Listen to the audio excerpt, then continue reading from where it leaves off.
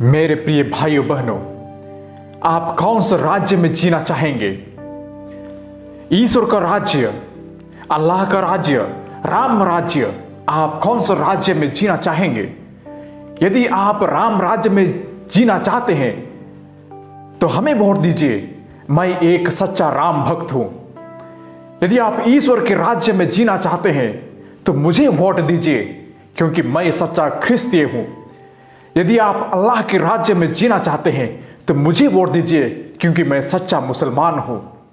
मेरे प्रिय भाइयों बहनों, आज हमारे समाज में आप देखेंगे तो दो ही चीज है जो पूरे संसार को चला रही है।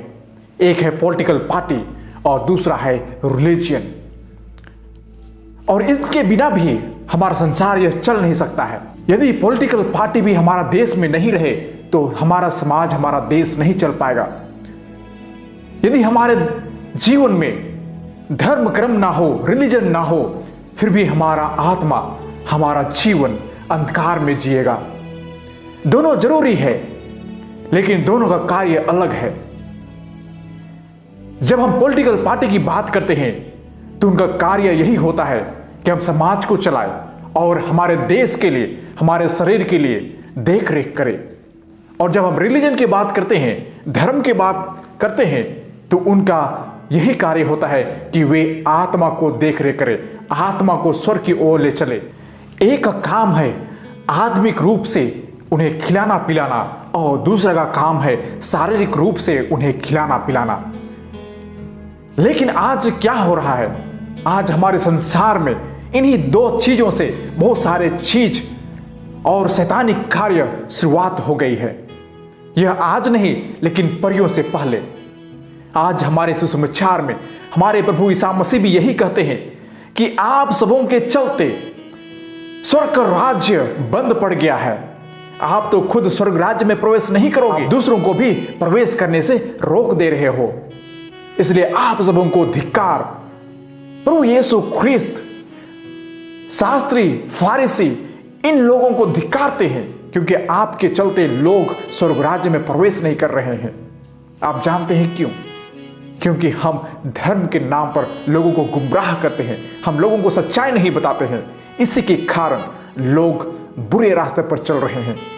यदि हम अपने जीवन में सच्चाई कह दे तो शायद हमारा नहीं चलेगा। यदि हम अपने जीवन में अच्छाइयां करने लगे तो हम सब मेल प्रेम से आगे बढ़ने लगेंगे। लेकिन इन चीजों को कौन बताता है? आप जानते हैं हमारे कलीसिया में 6 नियम है, और 6 नियम में एक नियम है कि हम कलीसिया के पुरोहितों को संभालने में भाग ले। मतलब हम उनको देख रेख करें, हम उन्हें दे कुछ जिसके चलते उनको चलने में, उनको खाने पीने में, या तो उनको जो भी चाहिए अपने जीवन में, वे अपने जीवन को संभाल सके।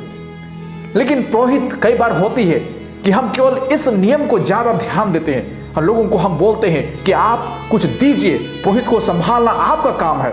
लेकिन वही केवल हम लोगों के लिए, या तो जो जनता के लिए काम नहीं है, लेकिन पुरोहित का भी काम होता है कि अपने लोगों को, अपने कलीसिया के सदस्य को, उनको भी देख रेख करना एक पुरोहित भाई का काम होता है। लेकिन क्या उस चीज को भी हम लोगों को बताते हैं? हम सोचते हैं कि people have to just pay, pray and obey. मतलब जनता का यही काम है कि आप प्रार्थना कीजिए, दान दीजिए और पुरोहित का शब्द को मानिए। लेकिन वही उनका अंत नहीं होता है। जब जनता हमारे लिए देती है तो पुरोहित का भी यही काम होता है कि पुरोहित भी अपने जीवन से लोगों को वह सुख सुविधा प्रदान करे। आप देखेंगे कभी भी राजनीतिक नेता अपने पिछले या तो छिपे हुए एजेंडा को कभी बताना नहीं चाहते हैं। उनके एजेंडा और कुछ होते हैं, लेकिन मुंह से वे कुछ और बोलते हैं। आप देखेंगे कितने झूठे वादा करते हैं, धर्म के नाम पर लोगों को डराते धमकाते हैं, लेकिन क्या वह सच है? उसी चीज को आज हमारे प्रभु यीशु ख्रिस्त लोगों को पूछते हैं, उनको धिक्कारते हैं। आप सबों को धिक्कार, आप उस राज्य में प्रवेश नहीं करेंगे। चलिए, आप तो प्रवेश नहीं करेंगे, लेकिन लोगों को स्वर्ग राज्य में प्रवेश करने से रोकते क्यों हैं? आप सच्चाई को बताइए, जो सच है, जो हकीकत है, उसे आप बताइए। आप पुरोहित या तो आप धर्म या राजनीतिक नेता हैं, तो आपका जो कार्य है उस कार्य को सच्चे ढंग से कीजिए, तभी आप स्वर्ग राज्य में प्रवेश करेंगे। कई बार होता है कि हम लोगों को गुमराह करके, सब सच्चाई ना बता के हम लोगों को गलत रास्ते पर भेज देते हैं जिससे हमारा मुनाफा हो। मैं याद करता हूं कई सारे लोग यह भी कहेंगे कि आप देख सकते हैं यह जो तेल है यह एक धार्मिक जगह से लाया गया है। इस तेल को यदि आप खरीदेंगे, यदि आप लगाएंगे तो आपका जीवन सुख सुविधा में बदल जाएगी और इसको हम करोड़ों रुपया में बेचकर हम अपना मुनाफा, हम अपना बिजनेस शुरू कर सकते हैं। लेकिन क्या यह सच है? मुझे यह पता है कि यह एक डब्बा डाबर आंवला का डब्बा है और इस पे जो है वह सरसों तेल है। लेकिन इसी चीज को हम यदि गलत चीजों में हम लोगों को गुमराह करके हम अपना फायदा मुनाफा कमाने लगे तो क्या यह सच्चाई है? क्या हम अपने आप को नरक में नहीं डाल रहे हैं? और लोगों को गुमराह करके क्या हम उन्हें भी स्वर्ग राज्य में जाने से रोक नहीं रहे हैं? इस तरह हम लोगों को भी जहन्नुम और नरक के आग में हम ढकेल दे रहे हैं। उसी चीज को परमेश्वर कहते हैं कि आप यह सब बंद करो, आप सच्चाई बोलना शुरू करो, लोगों को बताओ कि हकीकत क्या है।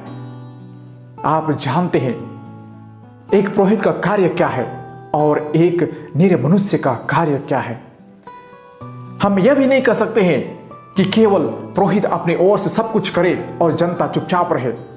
जब जनता कुछ भी करती है तो उसके दूसरी तरफ पुरोहित का भी काम यही होता है कि हम उनके कार्य के अनुसार हम उन्हें भी वह वापस करें। जैसे मैंने कहा कि एक पुरोहित या तो एक राजनीतिक नेता, उनका कार्य होता है कि वे लोगों को सेवा प्रदान करें, वे लोगों को अपनी ओर से जो भी हो सके उनकी सेवा करें, उनको दे प्रदान करें। और दूसरी ओर उसी चीज को यदि हम देखें तो जनता का भी यही कार्य होती है कि लोग उनको सपोर्ट करें। मतलब कलीसिया के छेने में जैसे मैंने कहा कि वे कलीसिया के पुरोहितों को संभालने में भाग ले, और यदि राजनीतिक नेता है तो उन्हें भी हम अपने टैक्स द्वारा लोगों को हम टैक्स से सहायता कर सकते हैं, तभी हम एक दूसरे को आगे बढ़ा सकते हैं। ऐसा नहीं कि हम जनता यह कहे कि सरकार का काम है कि वे हमें दे और हम उन्हें टैक्स ना दे, तो वो भी गलत है। यदि हम कहें कि पुरोहित हमें वही चीज दे, हमें सेवा करे, और यदि हम कलीसिया के लिए अपनी ओर से दान ना दे तो वे क्या देंगे? कहने का तात्पर्य यही है कि जनता और नेतृत्व या नेता वे अपने आप को सच्चे, अच्छे और ईमानदारी से वे अपना कार्य करें। यदि कोई नेता सच्चे मन से, पूरे हृदय से जनता की सेवा कर रहा है तो वह जनता से वह डिमांड भी कर सकता है। यदि जनता अपने हृदय से, सच्चे मन से यदि अपने नेता को वह दे रहा है तो जनता भी वह अपने नेता से वह अपनी आवश्यकताओं को जरूर पूछ सकता है। यदि हम अपने वचनों पर, अपने कर्मों पर सच्चाई और ईमानदारी नहीं दिखाते हैं तो हम दूसरों को सवाल नहीं कर सकते हैं, हम दूसरों से वह डिमांड नहीं कर सकते हैं। आज हमारे जीवन में यही दिक्कत हो रही है कि जनता ना तो वह देने को तैयार है, लेकिन वह हमेशा अपने नेताओं से पाने के लिए आशा ज्यादा रखते हैं, और दूसरी ओर नेताएं वह पाने की आशा जरूर रखते हैं लेकिन वह अपने ओर से देने के लिए तैयार नहीं रहते हैं। इसी चीज को आज हमारे सुसमाचार में गौर करने की आवश्यकता है। हम एक दूसरे को सपोर्ट करें, हम एक दूसरे के लिए ही बनाए गए हैं। यदि जनता पुरोहित को सहयोग न दे तो पुरोहित क्या कर सकता है? यदि पुरोहित अपनी ओर से वह पाने की लालसा रखे लेकिन अपना सहायता लोगों को, जनता की सेवा न कर सके, तभी हम धिक्कारे जाएंगे।